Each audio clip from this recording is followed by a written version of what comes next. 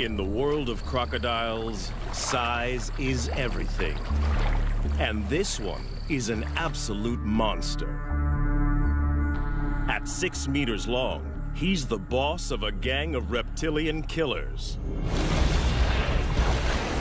The gang takes down and takes apart any animal within their grasp. But everything belongs to the boss. He rules by sheer size and explosive violence.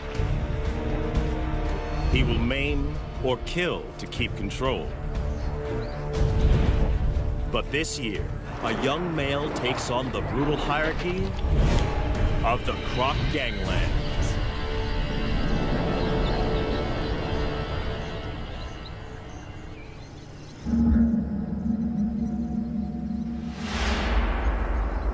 When a baby hippo dies of heat stroke on this beach, only one crocodile has the right to claim the bounty.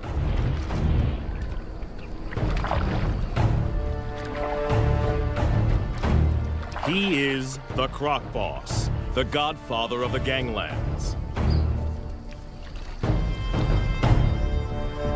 In crocodile hierarchy, size is power. And for many, many years, his 1,000 kilograms has topped the scales. As biggest croc on the beach, all food is his.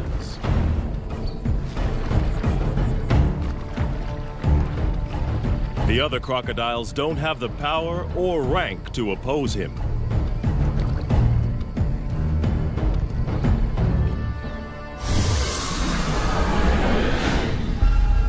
The boss didn't discover this carcass. One of the subdominant males found the prize. At 3 meters long, he is no small crocodile, but he lives on this beach and feeds at the discretion of Croc Boss.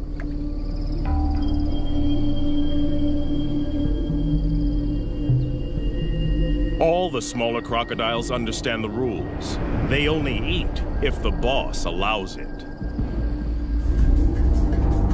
All along the river, territories work the same.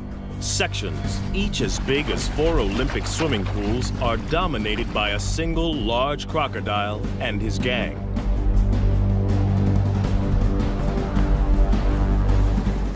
Croc Boss is the biggest of them all. But for most of the year, there is a peaceful truce between him and the other leaders. Border skirmishes mostly occur during the mating season. Smaller crocodiles may join the gang as long as they obey 3 simple rules. Croc Boss gets the best food. He is respected at all times, and only he mates with receptive females. Gang members break the rules at their peril. But there is always a younger rival, trying to get big enough to become a boss in his own right. These pretenders are shadow bosses, waiting for their moment. We call them phantoms. There have been other takeover bids. A smaller male tried to mate with one of the boss's females.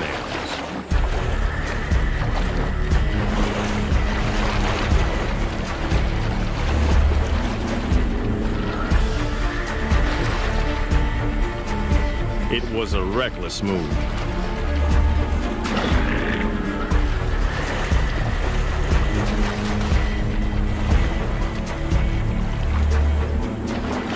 The challenger's bony armor was no match for the boss's brutal bites, as powerful as a trash compactor.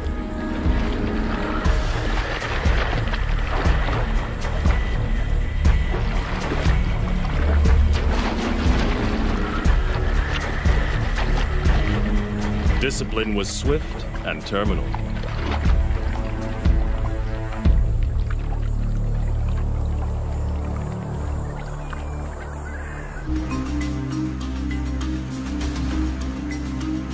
This Croc Boss's territory in Africa is a stretch of the Luangwa River in Zambia, in the South Luangwa National Park. It's a crocodile killing field, especially during the severe dry season. Inland lakes and pools dry up. And the river is the only water for kilometers around. All animals in the area must make long treks here to drink. And in 40-degree heat, many don't make it. The river's a lifeline and a death zone.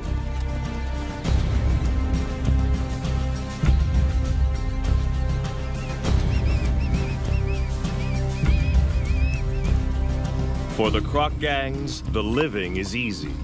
Even the smaller ones get to feed.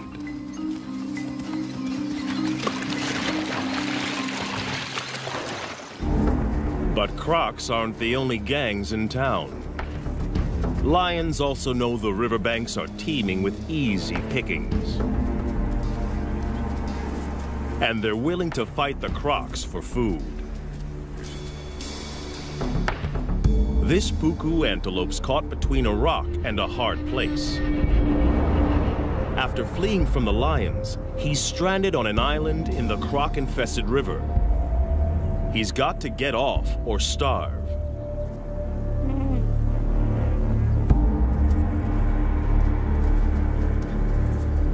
The lions won't swim after their prey. They'll wait for it to make a mistake.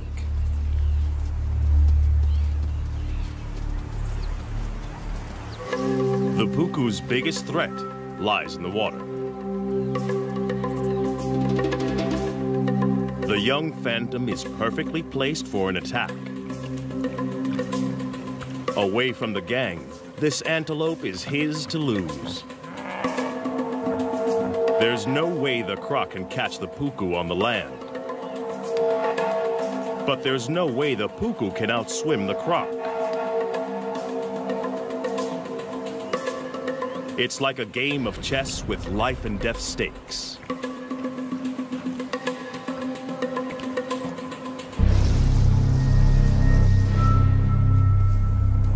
The puku has to use the land to put as much distance as he can between himself and the waiting croc, and figure out the shortest swim possible. The croc must anticipate the puku's escape route.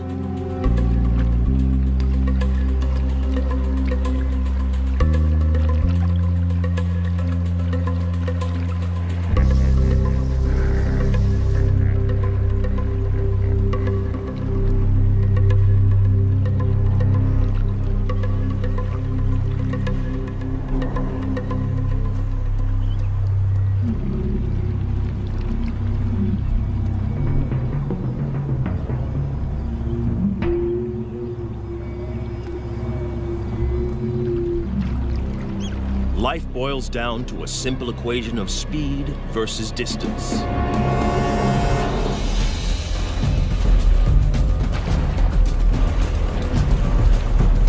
The croc submerges like a torpedo to reduce drag in the water.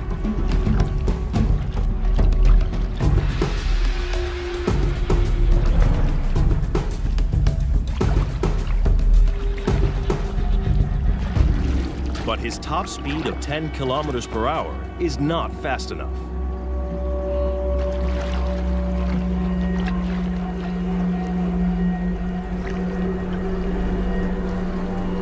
The puku's calculations pay off. He's foiled two top predators.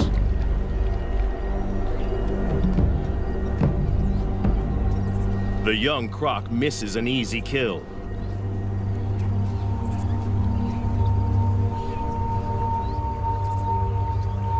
His solo hunting attempt is a failure.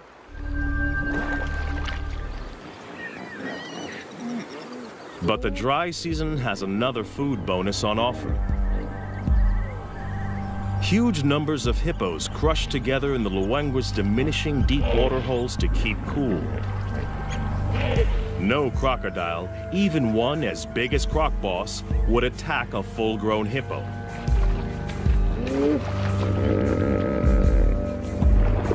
They are way too big and dangerous to take on. A single hippo bite would destroy a big crocodile.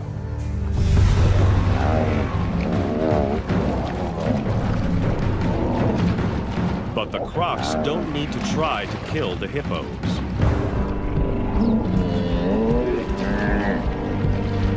In crowds like this, these aggressive 3-ton herbivores will often fight to the death.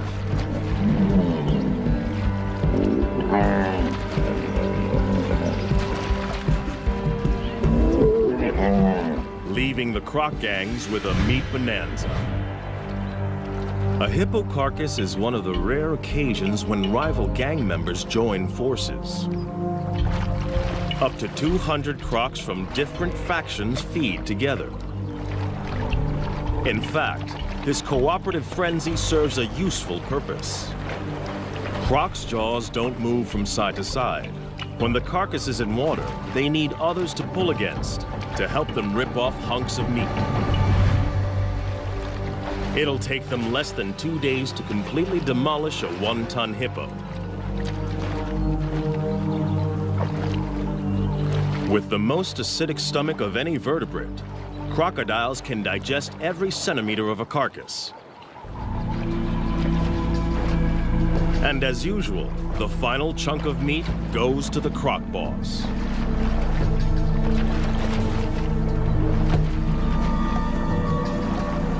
No other croc has the power to argue.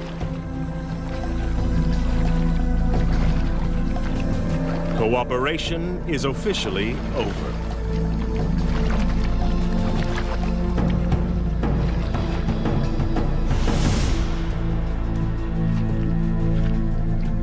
Back on dry land, the lion pride is also living well off the deadly dry season. There's no need to hunt when the scavenging is so good. They rule the riverbanks just beyond the croc's reach. They own this feeding ground, and the crocs know it. Even Croc Boss won't come up here to try to take this carcass off the lions.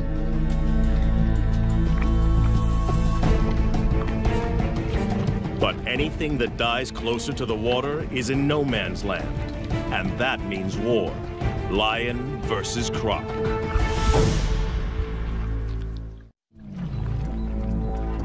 A dead elephant offers up a gigantic feast for the croc gang. They didn't kill it. The deadly dry season serves up another meat mountain.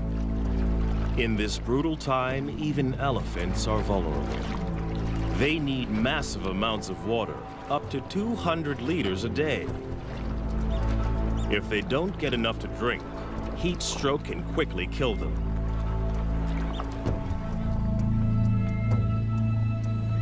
The crocs have the carcass now, but they don't own it. It's right in the conflict zone. The lions have started feeding on it, and they haven't finished. This prize is too big to give up without a fight.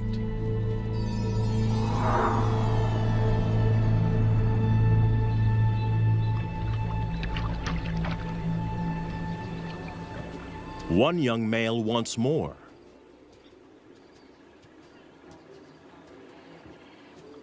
His scrappy mane indicates he's barely 2 years old, but he's big and dangerous.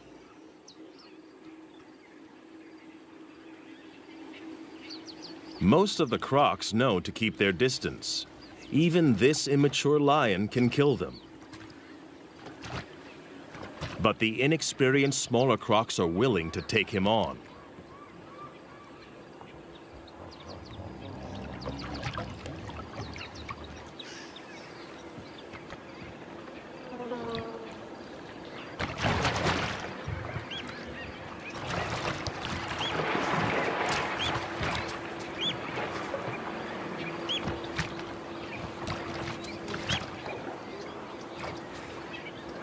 This is not a competition Croc Boss needs to get into.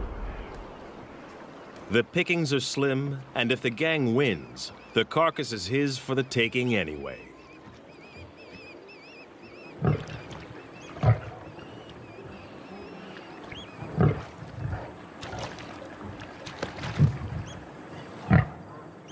Without backup, the young lion isn't sure of himself.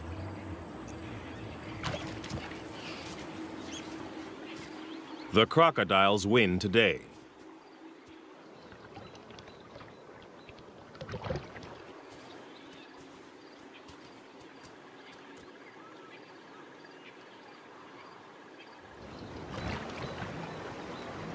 The gang now goes to work as fast as they can. It's a race to rip as much meat as possible from the carcass.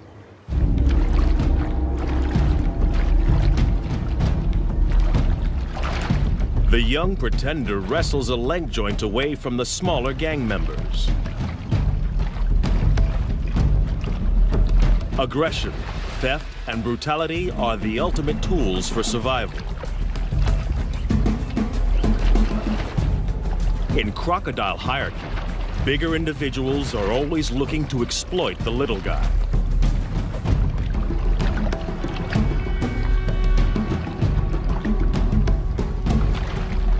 The smaller crocs have learned well from the master.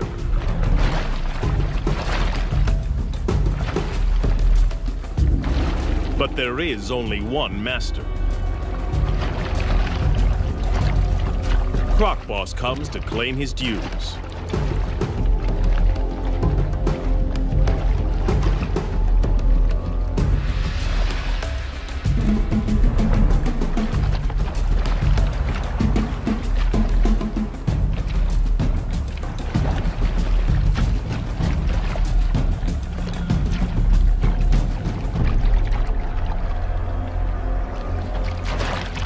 For the smaller crocs, the feeding is over.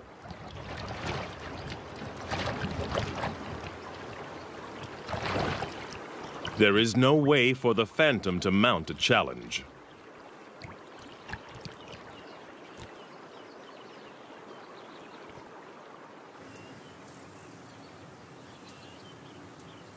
To have any hope of running the gang, he must bulk up. And he can't do that on leftovers from the boss. He's got to find his own food. And the numerous drinking pools next to the river provide the perfect hunting ground. Every morning and evening, the antelope journey here to quench their thirst. A perfect opportunity for an ambush.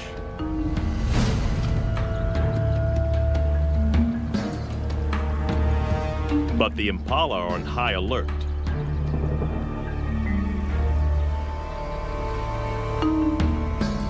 To have any hope of catching one, the young croc must find the perfect pool in which to disappear and wait.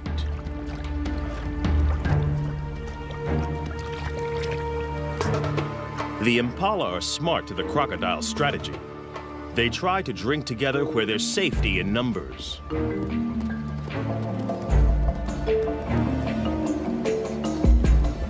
The crocodile must wait for a loner.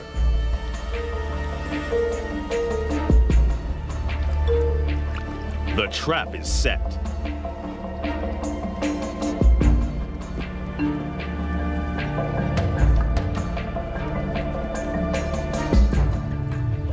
He can hold his breath for 2 hours.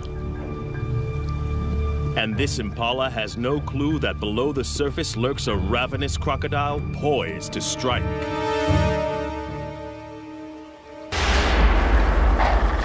The young croc blows it. Impatience costs him a meal. Crocs can launch their entire body out of the water in less than half a second.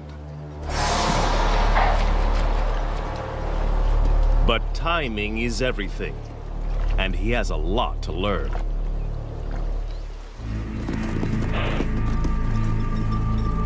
The prey is spooked. The hunt is over. It's a half chance for the lions.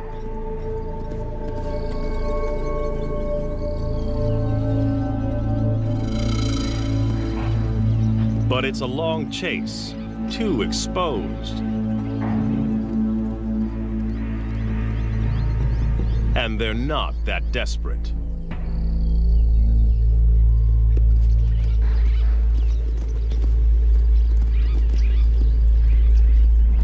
They don't have to try too hard. In the dry season, death is always just around the corner.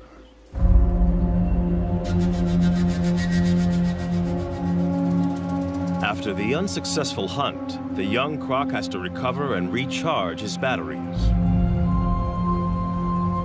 Crocodiles bask to keep their body temperature up and digest more efficiently. Crocodiles are not cold-blooded. Their bodies are as warm as ours most of the time. They just have to work harder to keep their temperature between 33 and 35 degrees. Phantom needs to regain energy. During extreme exertion, crocodiles build up a huge amount of lactic acid. This is toxic and must be eliminated from their systems. The only way is rest. Part of Croc Boss's success is his energy strategy. He lets the smaller gang members exert themselves. They work and he eats.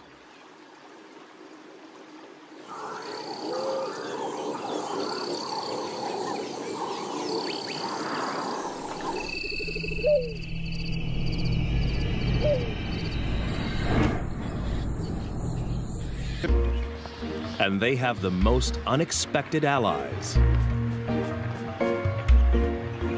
Water birds are usually fair game for crocodiles.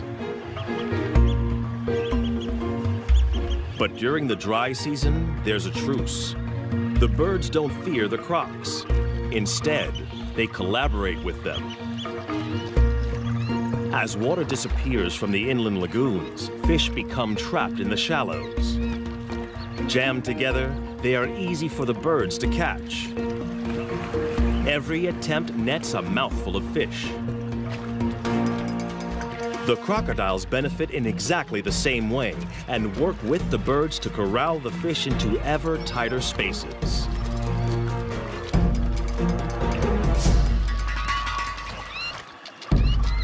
Each fish is a tiny meal, but for the small crocs, this technique is well worth the effort.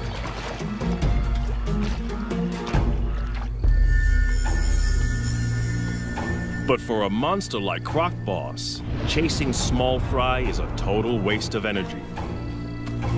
He'll wait and preserve his energy for bigger game and other activities that are his alone to enjoy.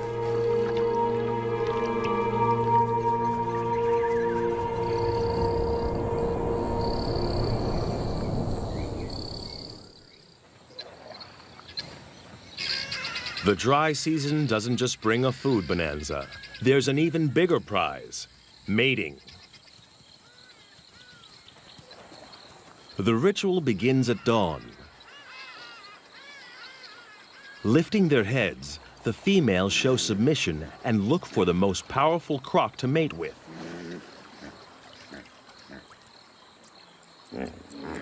The boss raises his body and literally stands out in the river. It's a visible sign of his status. By rights, all receptive females are his.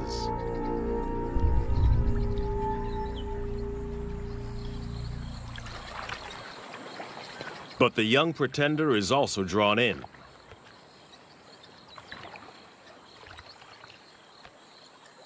The females secrete a pheromone into the water. It signals they're ready.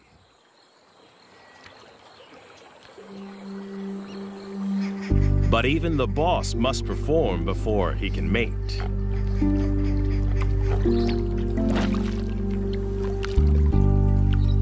It's the only situation he cannot control. The final choice is made by the females. In mating season, females are permitted to wander through rival gang territories as they check out potential partners. The boss's head slaps and bubble blowing are the croc equivalent of beating the chest.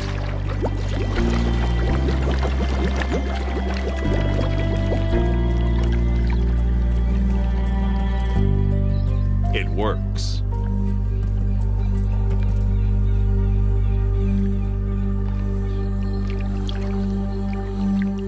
The smaller male can only watch. For a one-ton monster, the boss's mating ritual is surprisingly tender.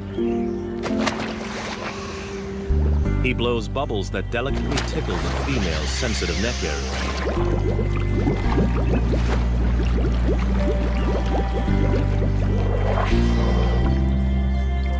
The pair will remain together for up to 1 hour before choosing new partners.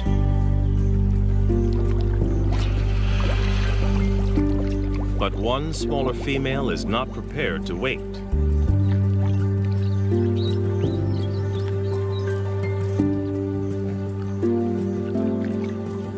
She's interested in the younger rival.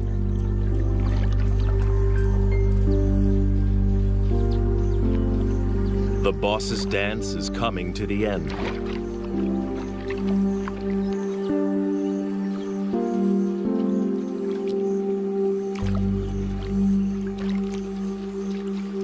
The pair submerges for their final act.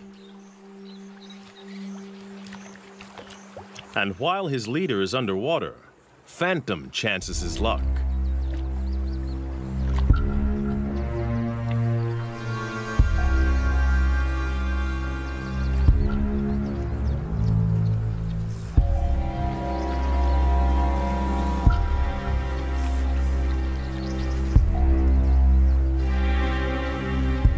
But the boss didn't get where he is by being inattentive.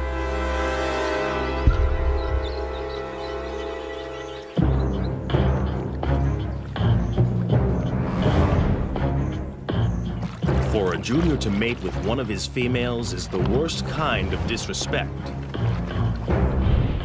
He must be punished. Others have been killed for less. The young croc is now swimming for his life. He's offended in the worst way. And Croc Boss will kill him if he can catch him. But his chase is half-hearted. The boss is still distracted by the mating privileges that come with his position.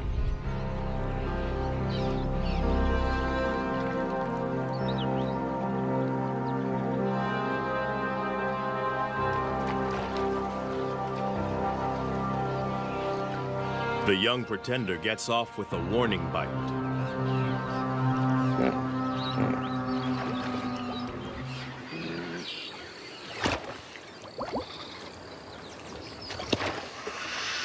Now the insubordinate is dealt with. The boss can return to more gentle pursuits.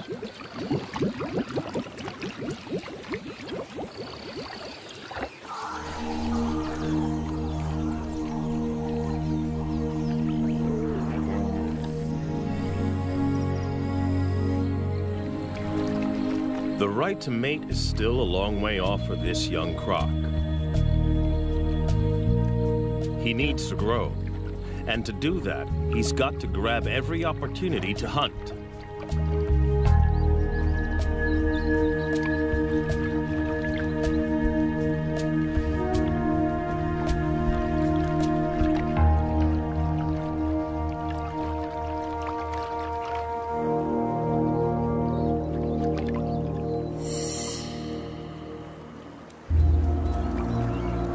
Fortunately, the relentless dry season serves up an endless convoy of thirsty prey. Twice a day, regular as clockwork, impala and wildebeest gather to drink.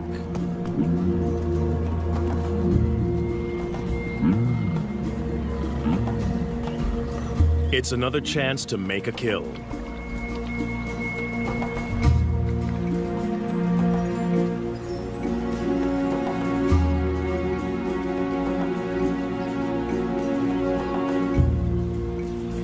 These impala are safe.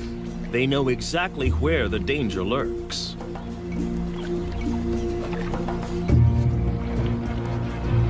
Some even follow the croc to keep an eye on him.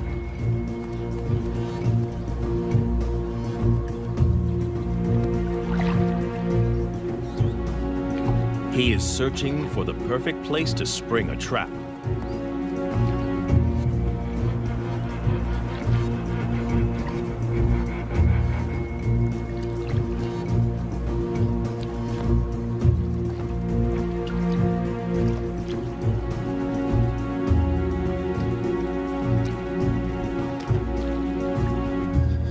Even when he finds a likely pool, watching impalas raise the alarm.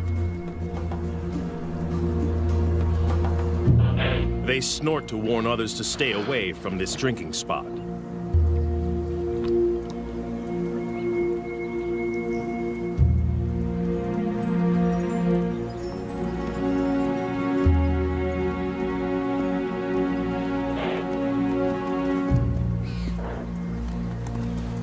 But with an unending stream of animals coming to drink, it isn't long before one individual doesn't get the message.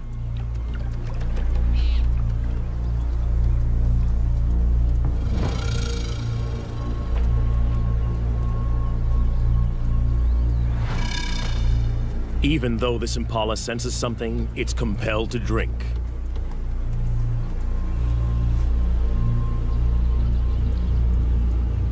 Thirst overrides fear. But it's braced for danger.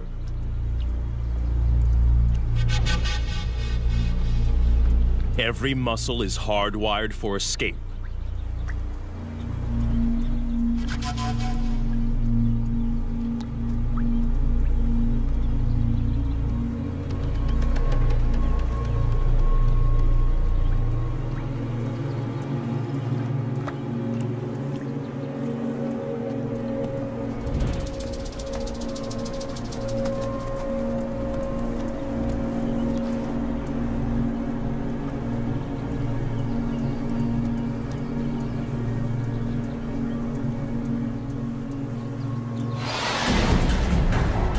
Perfect strike. But can the young croc hang on? For a second, it looks like this impala might escape. But it dislocates its leg, and it's all over.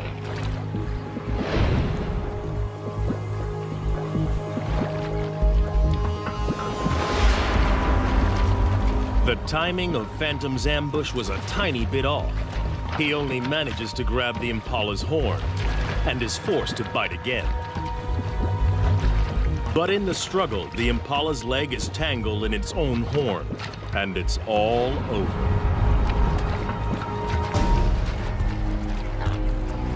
It won't be a quick death. He will have to drag his kill into the deeper river to drown it.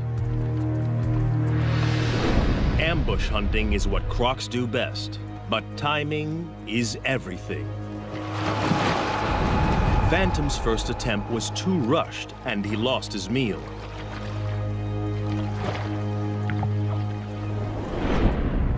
But the young pretender is learning.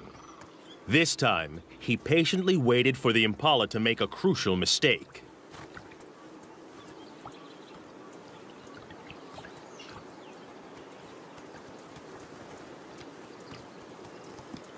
As the ram is joined by the female, he relaxes and drinks for a fraction of a second too long. A fatal error.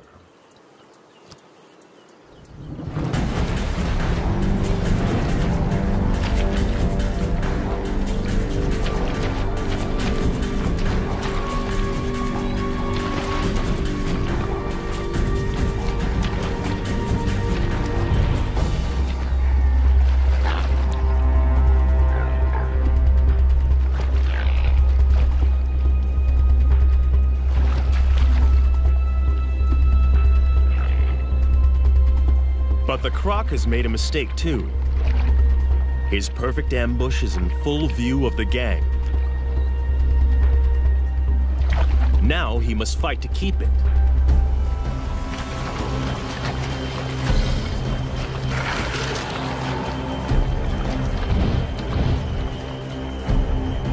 And the croc boss has also seen the takedown. This meal is now his. The young croc has no right to oppose the boss. But he's not going to give it up willingly. He's hungry and stubbornly hangs on.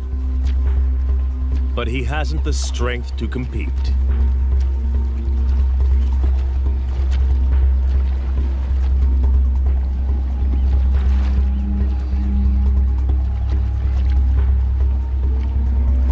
rest of the gang fights to get a bite onto the impala.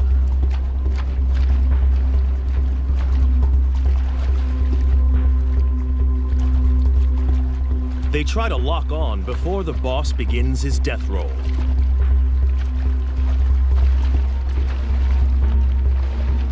As the giant spins, he literally tears the impala to pieces.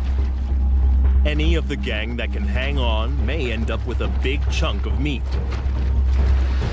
The impala has gone from living animal to meat chunks in a couple of seconds. Some of the gang manages to snag a piece, but not the pretender.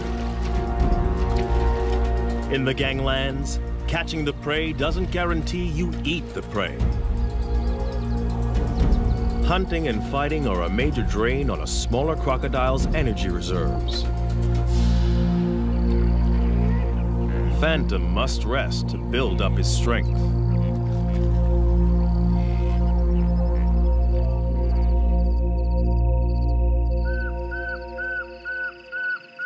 Other animals have no such energy restrictions.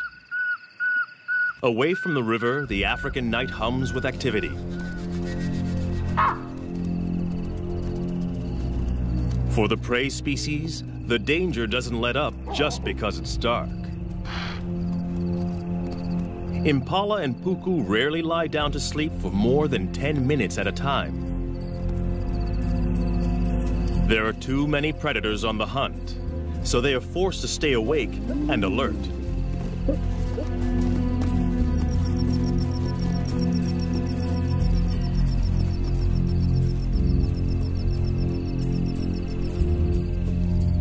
Lions take advantage when the crocodiles can't.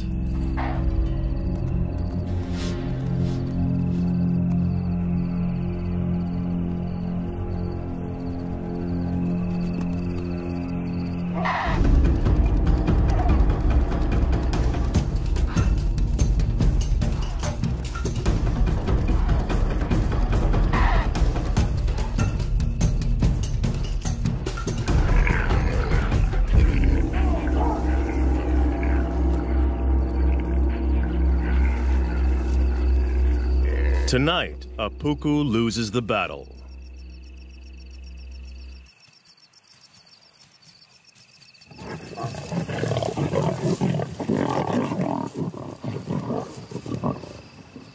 Dry season around the Luangwa River is not a good time to be a herbivore.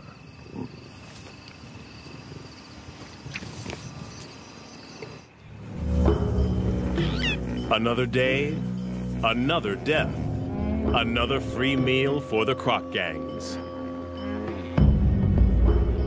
As the sun warms the crocs, it triggers a feeding frenzy on the hippo carcass. Crocs from multiple gangs wait in line to feed. Territorial differences set aside for the moment. Size determines the order, and the biggest eat first.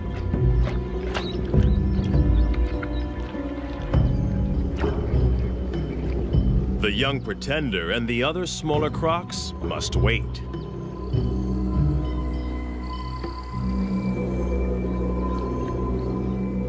The boss has torn away a huge hunk of the dead hippo.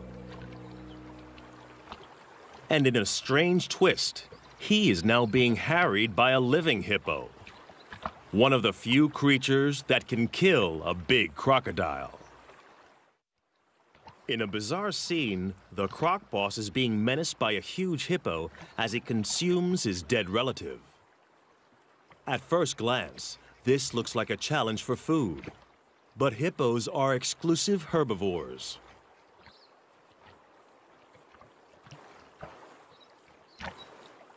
They've been known to lick carcasses, possibly for salt or minerals. But something else seems to be going on here. Perhaps like elephants, the hippo senses the death of one of its own. But it looks like the hippo is being aggressive. Perhaps this is some kind of primitive emotional reaction. Whatever the hippo's motivation, the huge crocodile knows this is dangerous. With 50-centimeter-long canines and a bite force 27 times more powerful than a human's, this hippo could easily skewer the huge croc. For the first time in a long time, the boss is being pushed around by a bigger beast.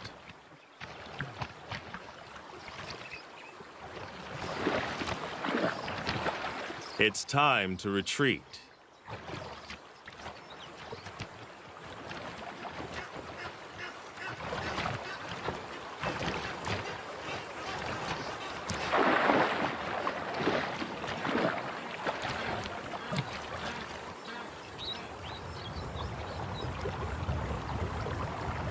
Success in a croc gang is all about being a consummate opportunist.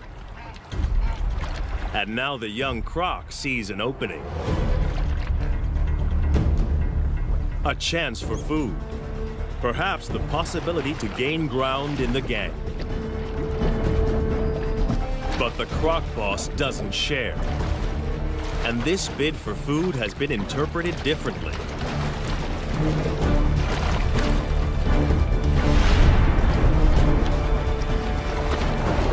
It's now a power struggle. And the boss's violent death roll is a deadly attack.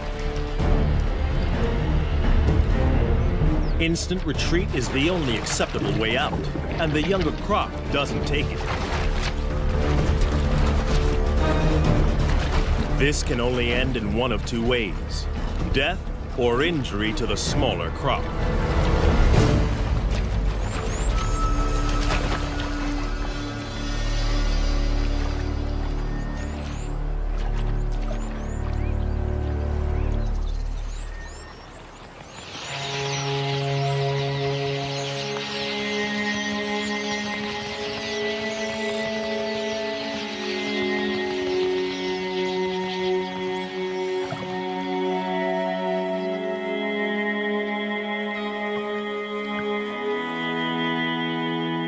He gets off lightly. He is alive. But it's still a disaster.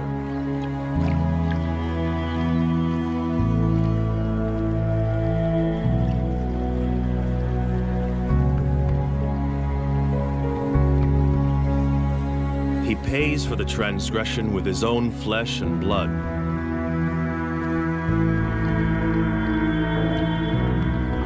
The monster croc ripped his top jaw clean off.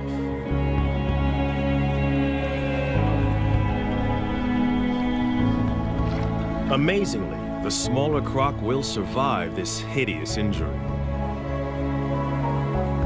Crocodiles have special antibodies to help them heal from massive wounds. But it will not regrow. He is not just deformed, but terribly handicapped. His journey to the top position is over. From now on, he will be the last in line to feed. The croc boss and every crocodile, small or large, must now be shown subservience by the challenger. Even by nature's own harsh measures, the croc gang lands are a brutal environment, where size and uncompromising violence rule.